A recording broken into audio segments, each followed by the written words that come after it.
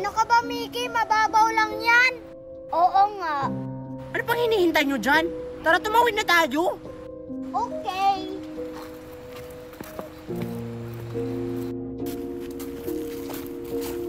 O magpahinga muna tayo.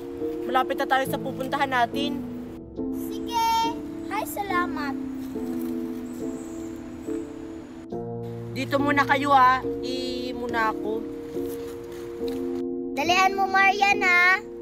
Nasaan na yung kasama natin? Bakit ang tagal niya? Gutom na ako! Mag-antay ka lang.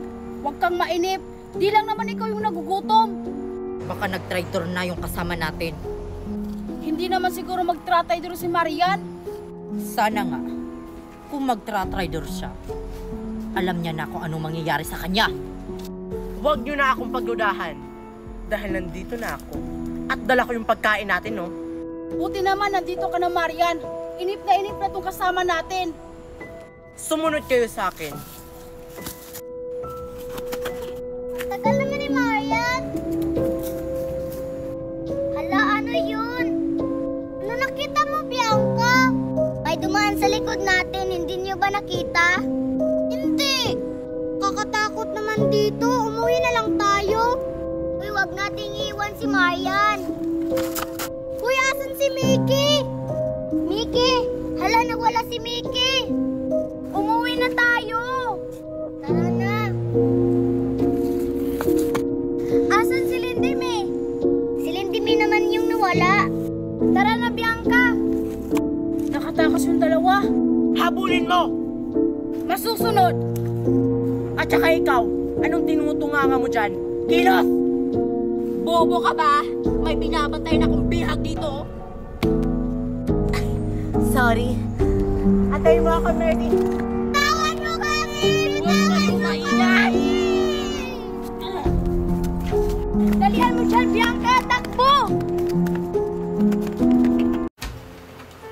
Salamat. Makauwi na rin ako sa bahay.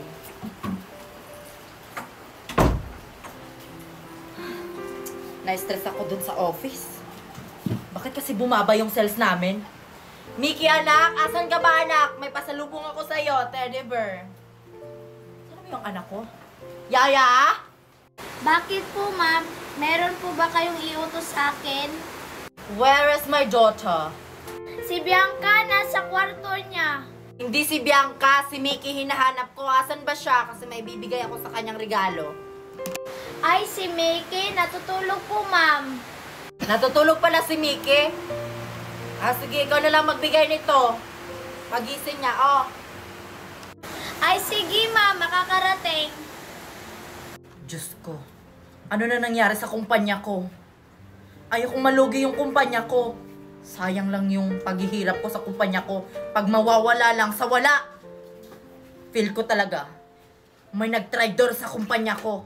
Kailangan ko yung malaman. Gutom na ako. Kailangan kong pumunta sa kusina. Yaya! Pakihanda po yung hapunan ko. Ano ba yan? Ako ba talaga pinahugas? Mickey? Mommy! Bakit ikaw yung naguhugas dyan? Hindi mo yan gawain, anak? Asan ba si Yaya? Ang sabi ni Yaya sa akin, nasa kwarto ka daw natutulog.